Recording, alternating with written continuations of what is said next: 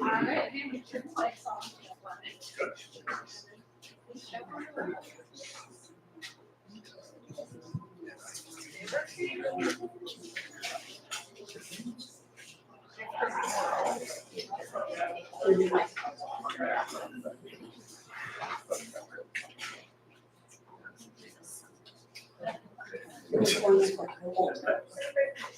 Yes, we. All right, folks. Thank you so much for joining us this evening. If you are in the act of getting snacks, please feel completely comfortable to remain thus. We are so glad to see you here and to be here to celebrate the Joy of Costco, which I know I've experienced, and I bet many of you have experienced as well. It is my honor to introduce our authors this evening. David Schwartz is the author of several books, most recently The Last Man Who Knew Everything, The Life and Times of Enrico Fermi, Father of the Nuclear Age, which came out in 2017. He holds a BA from Stanford and a PhD from MIT.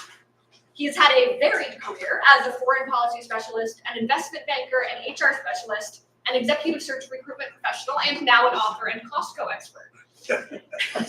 David spent much of his youth in San Francisco, where his parents were early members of Price Club, Costco's predecessor. Susan Schwartz received a BA from the University of Pennsylvania and an MBA from Columbia University, and has worked at Nabisco and General Foods. After leaving corporate America, she worked freelance making TV commercials for 13 years before joining her husband David in executive search consulting. She worked as a professional baker for 2 years after college. She grew up in Philadelphia, where she delighted in shopping at Costco with her beloved parents. She became a member of Costco in 2009. Susan and David are proud grandparents and avid bird watchers and authors. And without further ado, it's my delight to turn it over to them. Myla, thank you very much. Look, first of all, I'd like to welcome you all and thank you all for being here. This is such a treat for us.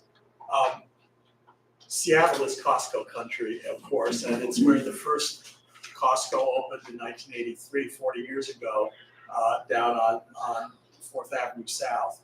And it holds a special place in our hearts. We actually, our first visit here was in 2015 to Seattle 01, as it's called. And that was before we even thought about running it, but we've always loved Costco. So, but anyway, thank you for being here. And what we plan to do tonight is go through a little bit of sort of what we think makes Costco so special. And then we're going to take you on a world tour, because we have been around the world to every country where Costco has operations. And Susan has taken probably 150 to 200,000 photographs along the way. And we have about 75,000 here for us tonight. So anyway, Susan, why don't you? Well, before we do, lurking in the corners, Penny Clark Yanicello. She's a graduate of University of UW, as we say. She was the head book buyer at Costco for 30 years. 32 years. Author of Penny's Picks, and she's a proud book member of the Hot Dog Press team. We published the book ourselves. This is the entire company right here, Hot Dog Press. But Penny joined us 2 years ago, and we're delighted for her advice. Did you turn on your mic? Yeah, pretty close. Is this on there? Is it on there? You're good. Okay. It's just me, I'm the soft talker. Okay, I'm sorry. I was just saying, introducing Penny Clark Yanicello, who's over in the corner there lurking. She went to UW, and she's a member of the Hot Dog Press team. Can you hear me now? Yeah. Yes. Okay, sorry about that. Okay, so why don't we start with the first slide? Well, can I take this out? Yeah, great. Okay, now you're probably wondering why there's a picture of dim sum up there. Susan will explain that to you. Can you hear me? No. Wish list.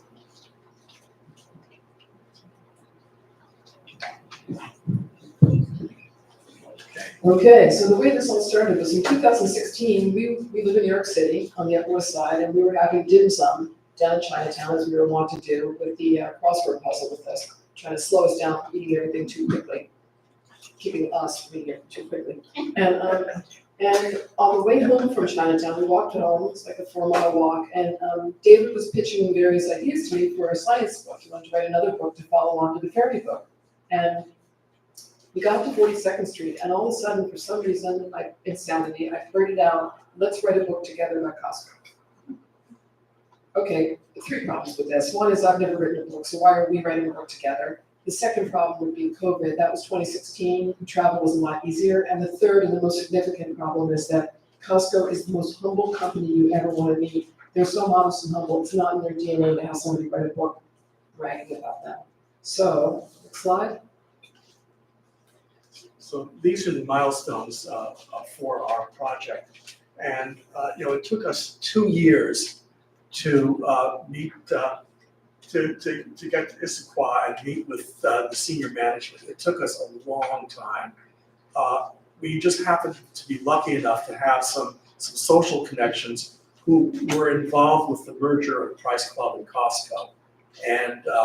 And this fellow was very generous in introducing us first to Charlie Munger, who I don't know how many of you know who Charlie is. Charlie's Warren Buffett's partner. Costco is his favorite company, period. If you ask him, Charlie, what's your favorite company? He'll say, Costco. And so he introduced us to Jim Sinegal and Greg Jelinek, and the two of them met with us in August of 2018.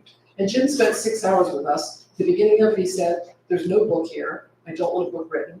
At the end of it, he said, there's no book here. I don't want a book written. He took us to the Issaquah warehouse where he wouldn't let us treat him to a hot dog. He said something along the lines of, your money's no good here.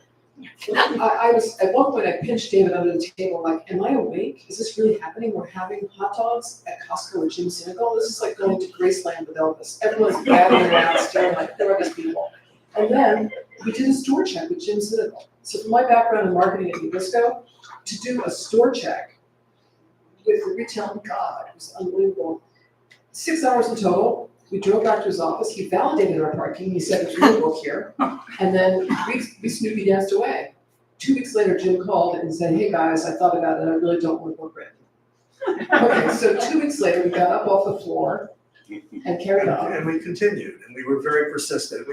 We kept, we told them that we were going to, we understood that we weren't going to cooperate, but we were going to continue to write the book. In the process, we changed literary agents, and that turns out to be a very important milestone because the new literary agents were very familiar with Costco. Okay, who's her name? It's Levine Greenberg-Roston. Jim Levine and his partner, Courtney Paganelli, were very familiar with Costco, understood exactly what we were trying to do, and were the ones who came up with the idea of doing a book really targeted at crazy people like us who love Costco, and also to make it an A to Z book. At which point David said, oh great, this will write itself. Okay, books don't write themselves. I can be a complete idiot sometimes. So, and then we kept on, we kept the senior management at Costco informed of what we were thinking and what we were doing. They just send them friendly emails. Hi guys, we were thinking about this. We went to this Costco, we went to that Costco. And we wouldn't get any responses, no responses at all, dead silence. And then one Saturday, the weekend of Easter 2021, we got an email.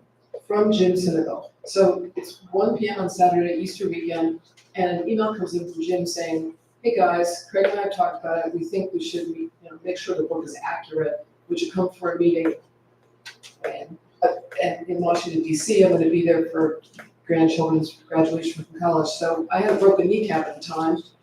I fell in Central Park bird watching. Didn't matter, nothing's going to stop us. Crutches and all, we went down to Washington, D.C., met Jim, and we told him 2 things that were important. One is that we've been turned down by 22 of 24 publishers because Costco wouldn't commit to selling the book.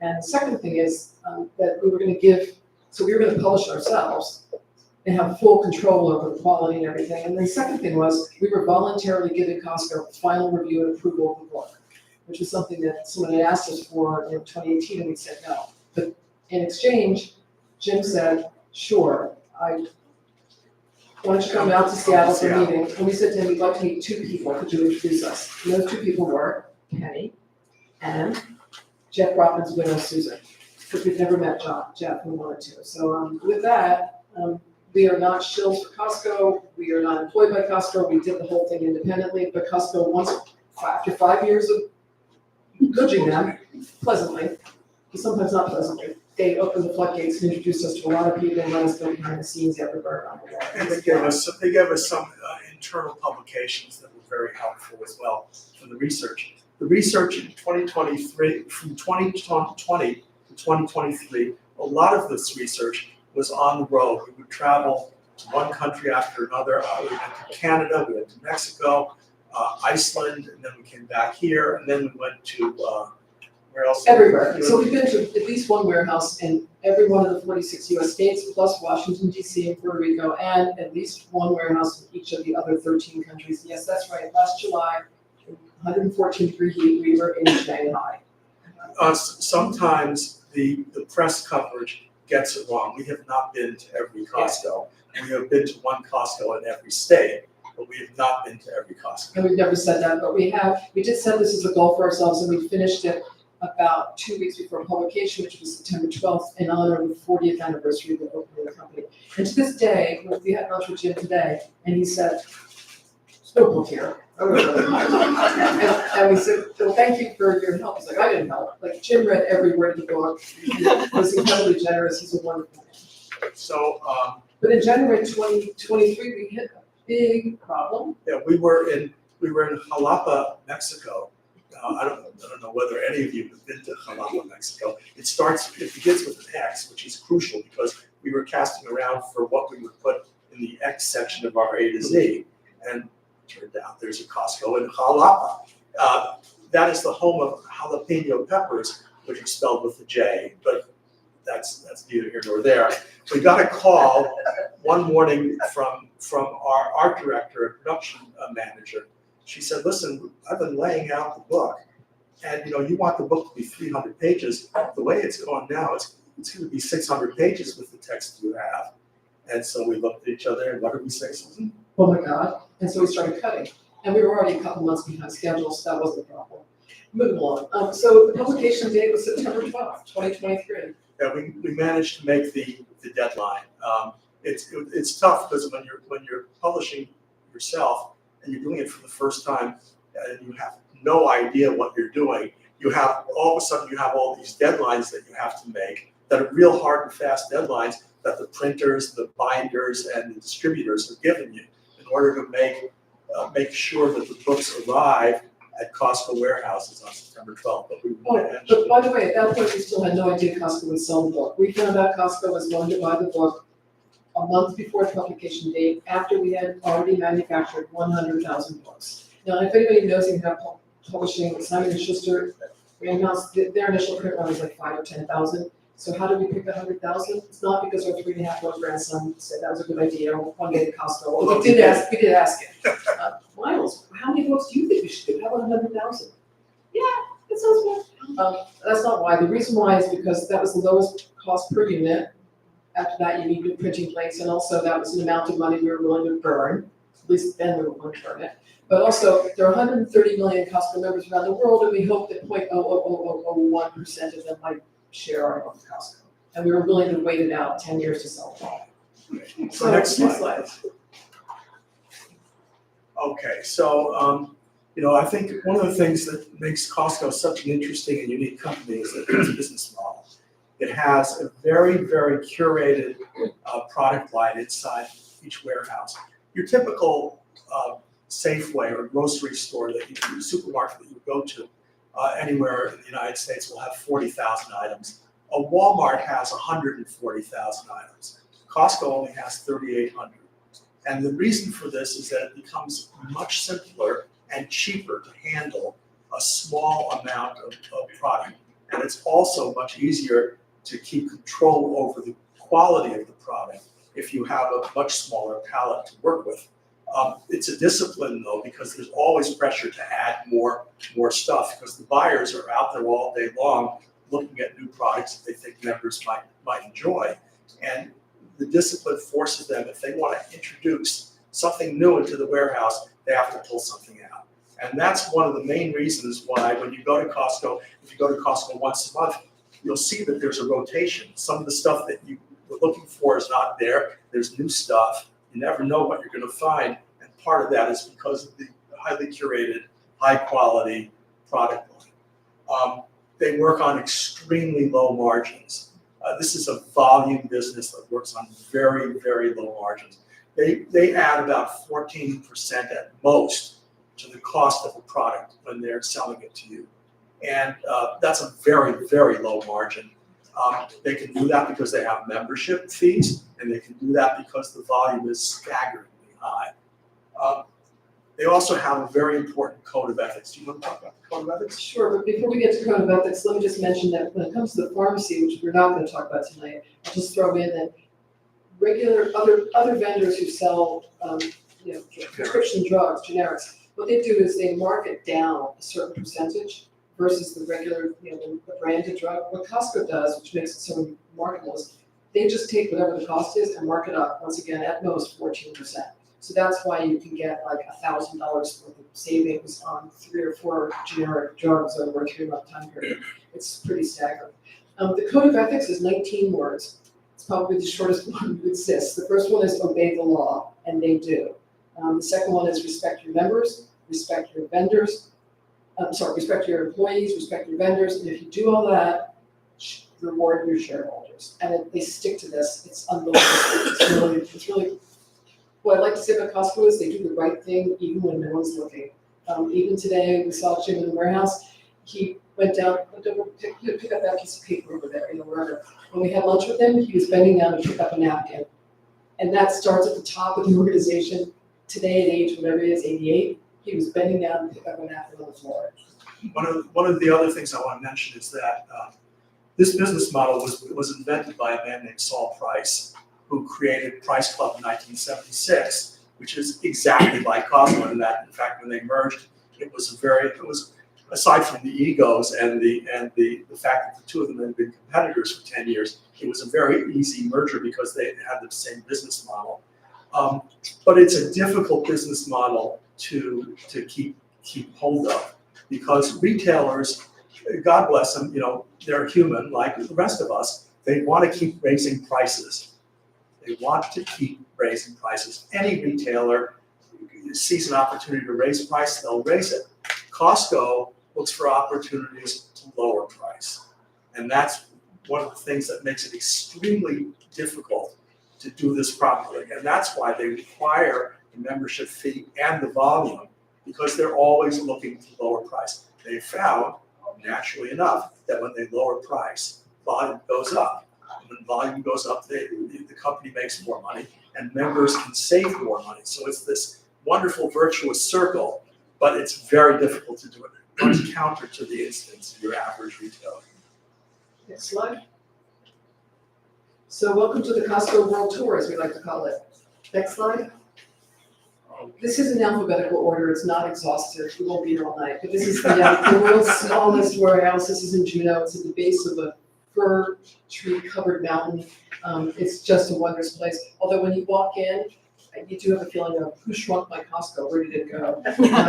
There's an important feature of Costco. It's called the fence. When you first walk in, there's this fence. The reason for that is because the very first warehouse that they got, it had a fence there, and it was too much money, or it cost money to take it out. So somebody said, I know, let's put stuff along the fence as a special merchandising thing. So from then on, every Costco has got a fence. The fence in Juneau is this wide.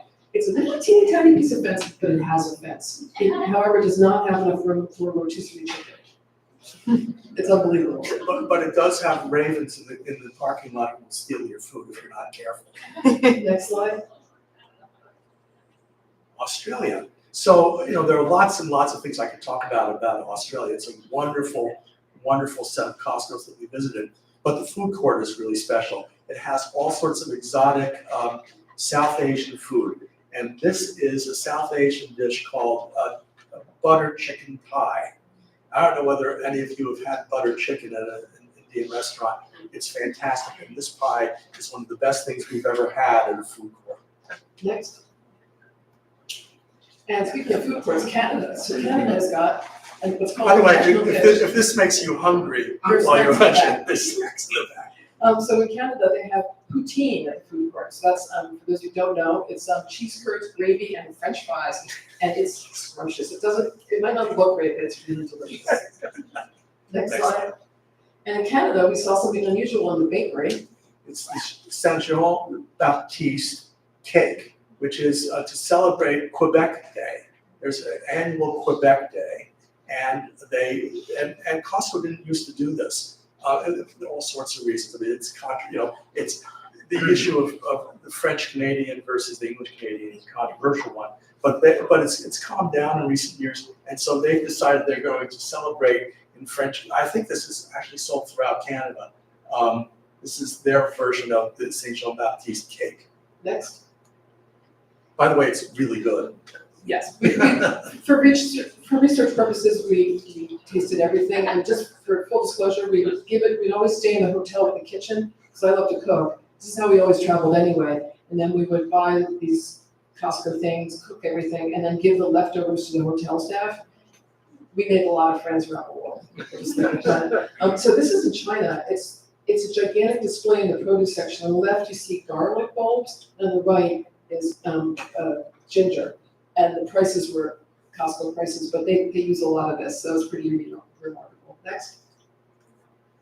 Okay, this is really strange. Okay, on exotic food, this is in the seafood, the fresh food section.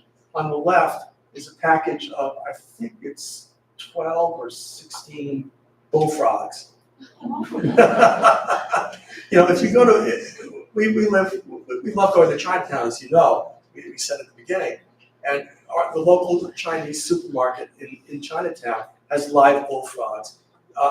But Costco, of course, deals in bulk, so they have fresh 12 or 16 fresh bullfrogs. On the right, they're skinned for you already. Skinned for you, convenience. And on the right is something called snakehead fish, which we didn't actually taste, but it looks sort of exotic. But when we first saw it, we thought it was actual snake. But it turned out to be snakehead fish. Next slide. Okay, France. In France, the outside of the Costco has what's called a living wall. So this is live plantings, shrubbery, that comes out about 4 feet from the wall, and this is gigantic. This is just a fraction of the wall. The picture didn't fit in the whole thing, but it's a thing of beauty. It's really unique. Next. Okay, we went to Iceland, and the Iceland warehouse has a very special place in Iceland society. 75% of Icelanders go to Costco, are members of Costco. It sort of makes sense if you think about it. It's in the middle of the Atlantic Ocean. It's very hard to get products there. So Icelanders have been used to very high prices for a very long time. The story behind how Costco got to Iceland is an interesting one. Quickly, the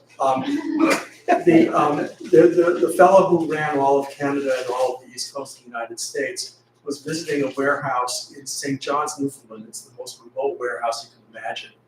And he was walking around and he noticed that there was a huge sort of set of pallets of product in the receiving aisle, in the receiving docks. And he said, what are those doing? He said, well, twice a year, some folks from Iceland come over here and buy up, 100, 200 pallets, put them on a freight plane, and fly them back to Iceland, where they mark them up by 50% and sell them to Icelanders.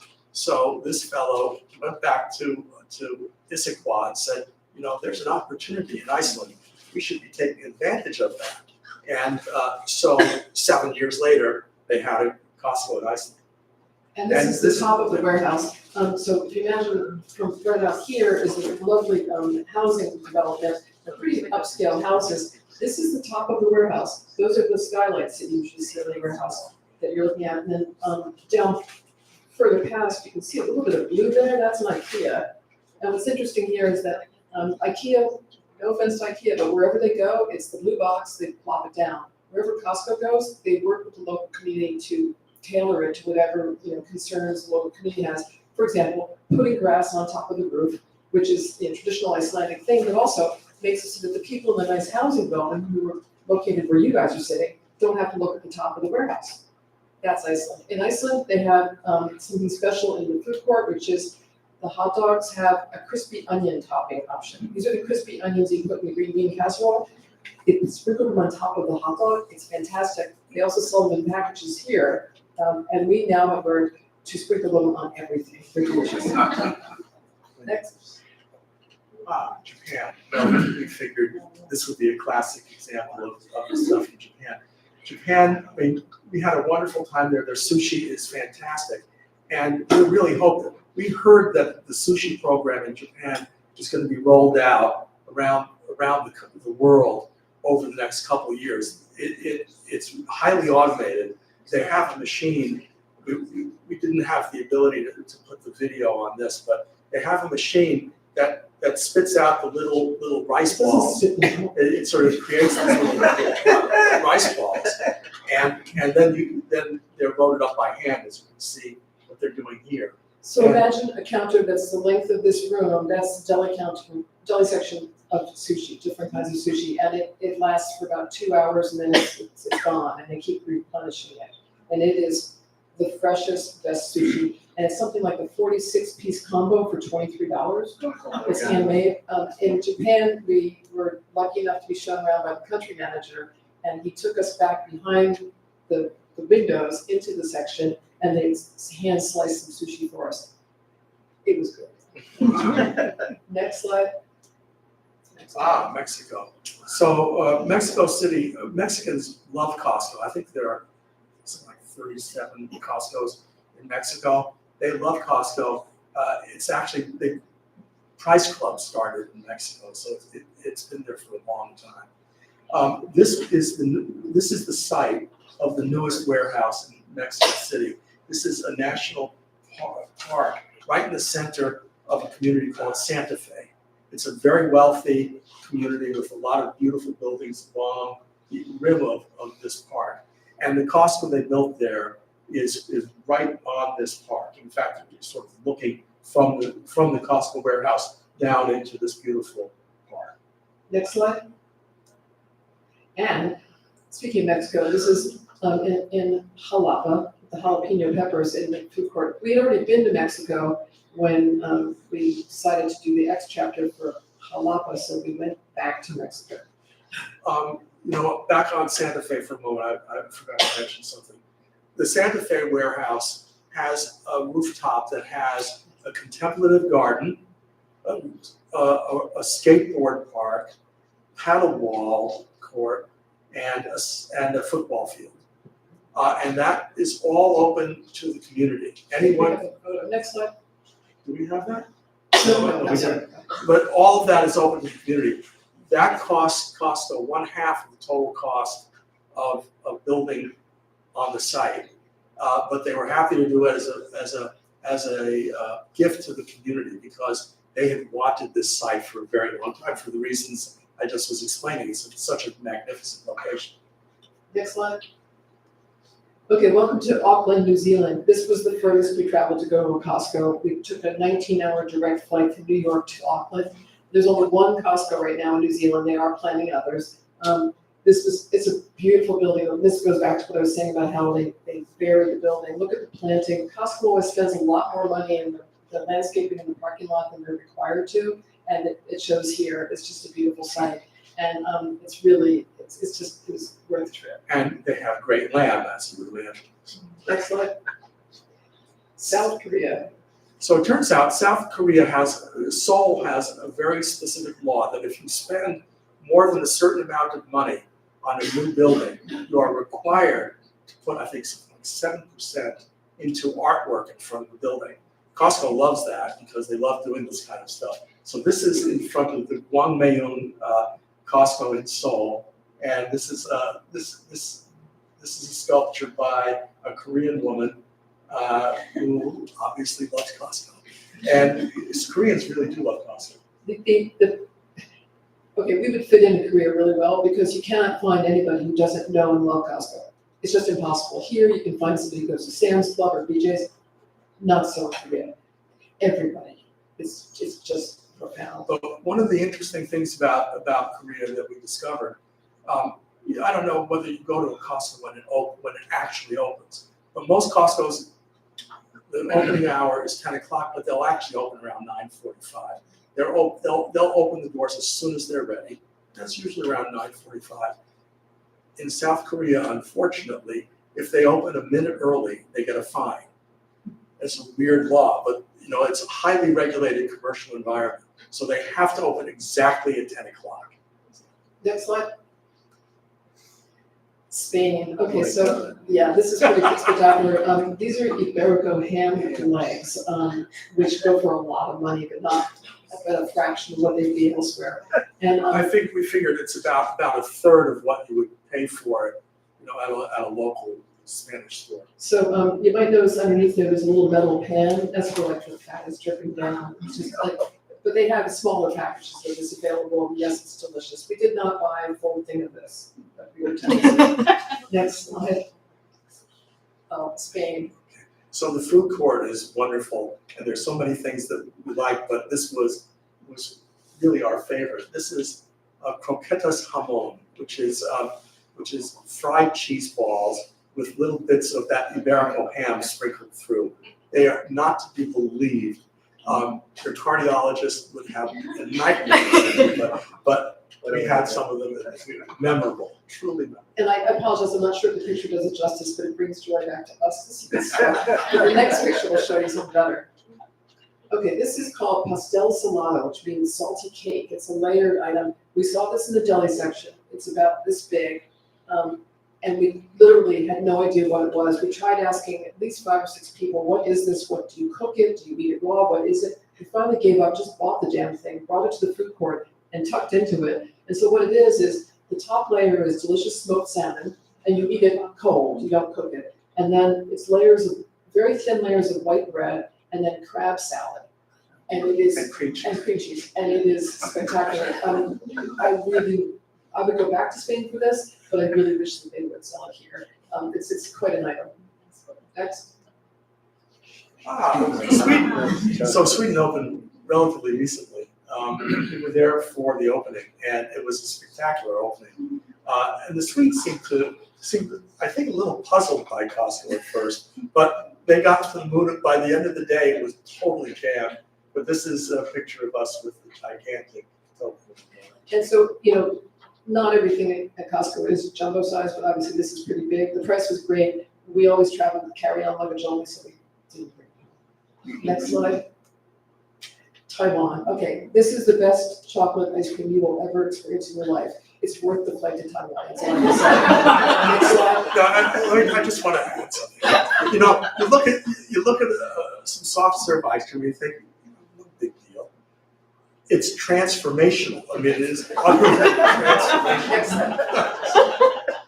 And also Taiwan in the meat section. This is something called silky chicken. It's black skinned chicken. It tastes the same as chicken. It's got a really great flavor to it.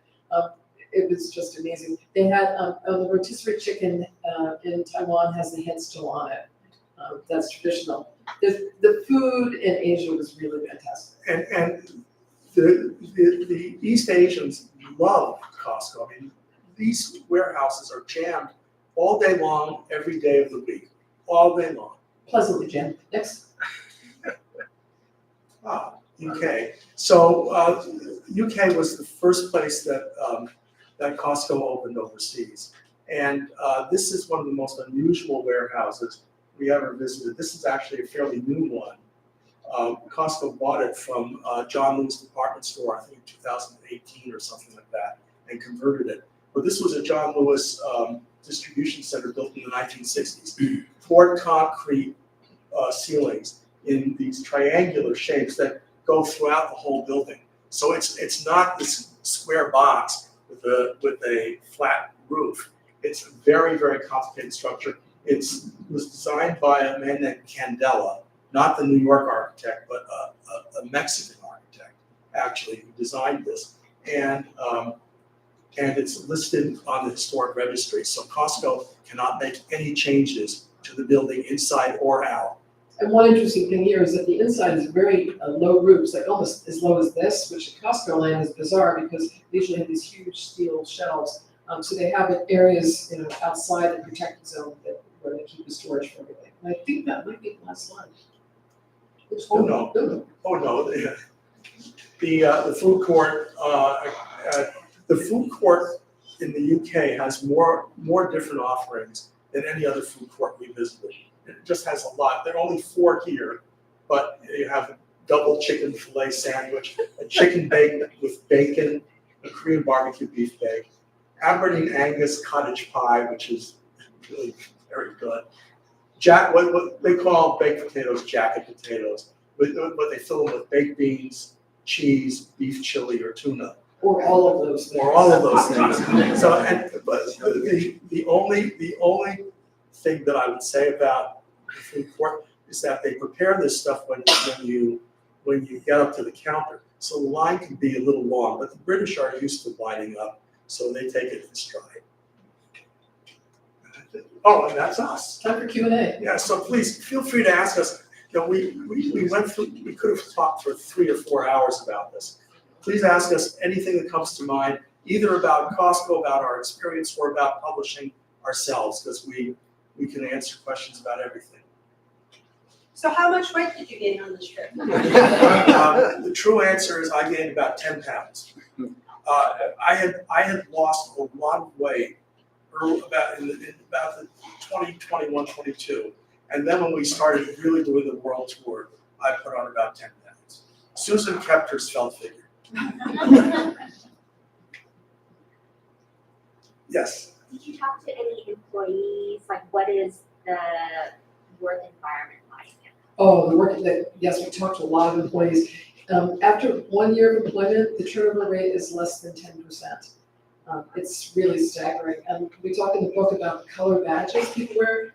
When you've gotten to, I think it's 25 years, you get a silver badge, and at 40 years, you get a gold badge. So we got to go to the Northeast Regional Managers Meeting in Virginia a couple years ago, and I've never been in a room with so many gold and silver badges in my life. It's really cool. But the employees, I mean, not everybody loves it, but the employees are treated very, very well. Half the workforce is part-time, half is full-time, and when you're part-time, after 3 months, you get full benefits. This benefit package is, I'm sorry? For 3 days. If you work 3 days a week, you get full benefit. That's right. Yes, you get, it's unbelievable. Did you work at Costco? I still do. Uh-oh. What color is your badge? Well, it's white. But we, oh, it's fantastic. He has a picture Okay, of Craig he's Jellison. name dropping. He's got a picture of Craig Jellison. But, you know, we had an experience in Nashua, which was Nashua, New Hampshire, which was sort of typical. We ran into 3 employees who started the same day in 1992 and had been in the Nashua, New Hampshire Costco from that day onward. And we were talking to them, and one of them said to me, you know, I'm going to retire next year, and I'm going to be a millionaire.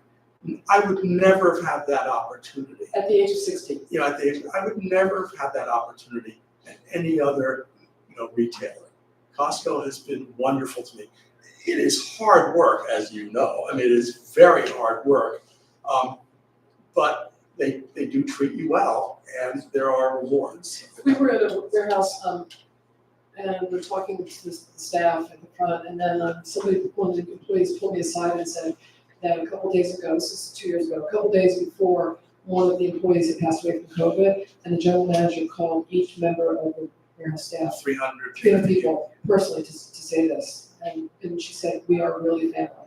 And it's quite touching. I mean, not everybody feels this way, but a lot of them do. And I think, and Jim Sinegal says, it's not altruism that they pay the employees so well and take much care of them. It's good business because the turnover rates are low and people stay there a long time and they know their jobs and they're really good at it. And I personally, one of the reasons I call it my happy place is because when I walk in, the employees seem happy. There are other big box stores where I don't get that feeling. There's one other thing too, shrinkage is a lot lower Yes, because of Yes. that. yes. Absolutely, yes. I mean, we were in Avis picking up our rental car a couple days ago, and I said to a guy walking through the parking lot, excuse me, do you work here? And he was sauntering along, and he said, I'm busy.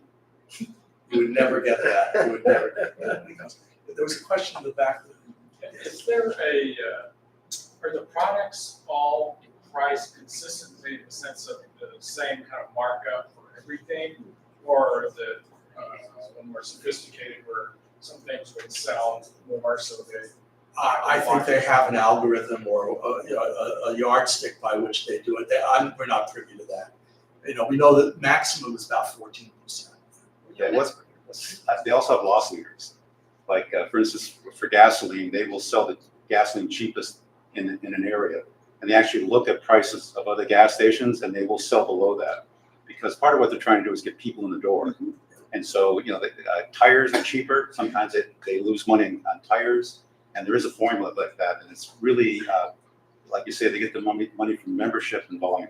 But one myth I want to bust is that they're not losing money on the hot dog, not losing money on the rotisserie chicken. What they're doing is they're not making as much as they could make. So that's something to really be clear about. Richard Galante, the CFO, has said, we leave $30 or $40 million on the table. What he means is we're not losing it per se. It just means that we could be making that much more, but we're not. So that when they keep it at $1.50, the way they're doing that with the hot dog and soda combo is they've taken it in-house, vertically integrated, and they're now manufacturing it themselves so they can keep the price where it was, keep the quality where they want it, and keep selling it at $1.50. And they're doing that with the chickens too, the rotisserie chickens. But we're not losing money to get you in the door with that chicken is way back. We're just not making as much as they could. Yeah. You said Costco's in 46 states. What are the 4 states that are Costco? Maine, although that will change very soon because they're opening up in Portland, Maine. Second edition. Rhode Island, and I understand that they have selected a spot in Rhode Island, but I don't know where that is. Wyoming and West Virginia. Those are the 4 states. I don't know. Wyoming, I think, has 350,000 people. It's a very small state, very, very sparsely populated. I don't know whether Costco will ever open there, but there are 3 or 4 Costcos in Montana, and those are sort of key to life in those towns. In Helena, Missoula, Bozeman, and Kalispell. Those are the 4 that I can remember. And, they are the center of life there because, it's hard to get stuff in those places. There was another question. Yes. So there's some questions in the comment I wanted to ask you. So I'm a Costco member. I echo all the benefits as a member, but I also used to work for a vendor trying to get into Costco. And then the vendor themselves are fairly small. So to get through the Costco volume for a small business and to guarantee the price, and it's kind of a big overtake for a lot of small business. Oh, I'm sure it is. I'm sure it's very difficult for a small business. Well, first of all, you have to go through a business audit, and then you have to go through a social audit. In the United States, it's probably fairly easy to get through the social audit because we have strong labor laws that prevent child labor and all that kind of stuff. But Costco does that for every new vendor. But yes, scaling up must be very difficult. My question is, do you know internally, does Costco have some kind of mentoring program? Like, okay, you guys, you're year 1, when you're at year 3, let's talk, or, how to help small business to build a name. Oh, absolutely it does. Absolutely. They'll work with businesses, but as a principle, they don't want Costco's business to be any more than 25% of the total business of the company. So what that means is that the reason for that is that they don't want a company to be forced out of business if Costco pulls their own business from the vendor. And so they'll work with the vendor to scale up and they'll even suggest, what other retailers might be good to target so that they can diversify their risk. I think that's a very important thing to do. We probably have to wrap up the questions and get to the time. I just want to say we met with somebody at the home office who's in charge of buying, and we said, would it be possible for us to talk to a small vendor? We said the name of the product we really loved. And so she said, so we picked the vendor. They didn't pick it. And she said, sure. And she put us in touch with this company that's located in Australia. We did a Zoom with them. And then when we were in Australia, we met them. And what they said to us was it's a two-way street. Sometimes they come to Costco with a product, and sometimes Costco suggests them, can you make this product? It's really an amazing thing. It's not easy to work for Costco. They're demanding. really demanding, and if you don't toe the line, bye-bye. And if your quality slips, Yeah. I mean, there was a case where they discovered that a manufacturer of butter cookies, a European manufacturer of butter cookies, was reducing the butter percentage in the cookie to save money and hadn't told Costco. They were booted out of the store immediately, and apparently the company changed ownership, and the new owners came back to Costco asking to be let in again, and they said, no, we're just never going to deal with you. It's really, when they feel that a company has ripped off their members, they go nuts. They're very, very upset about that. Maybe one last question, Yeah. back there? So I'm fascinated by the moment at which you said, okay, we're gonna commit to 100,000 copies. Did you already have a deal in place, or were you just? No. No, not at all. That's a big bet. Yeah, it was. Yep. Frankly, it was probably like 2 years ago, and what happened was, we were sort of having stomach aches over, oh my God, how are we gonna get them to agree to do this or not do this? And frankly, I wanted to set something up where we did an exclusive deal with Costco and just sold it there, and then I thought, wait a minute, Costco says they shouldn't represent more than 25% of anybody's business. So what are we doing here? Forget that. So what we did was we hired a sales and distribution company to sell us in US and Canada, big stores, little stores, everywhere, online, we're on Amazon, we're kicking butt on Amazon. We're very, very grateful. But we're also, small bookstores, Bookstores like this. everywhere. And so we hired a PR firm who's been really great. So we wanted to go out and do everything, but we finally decided, let's just decide what we're doing and put down a marker and just move on. It was And hope for the best. a very big bet, and honestly, we don't know whether it's going to work out. We don't yet know whether it's going to work out. We have very high hopes. But as Susan said, 100,000 is an amount of money. 100,000 books was an amount of money that we could lose and still have our basic retirement. It took us 7 years. It's been the roller coaster thrill ride of a lifetime. There've been highs and lows. We've been around the world. Unfortunately, And we're still married. Yeah, we've been married 20 years. 2 weeks after the book came out was our 20th anniversary. What can I say? They don't have a Costco in Wyoming. It's now the only U.S. state I have not been to, thanks to Costco. So it's been a blast. Thank you very much for coming. We really appreciate it. Really appreciate it.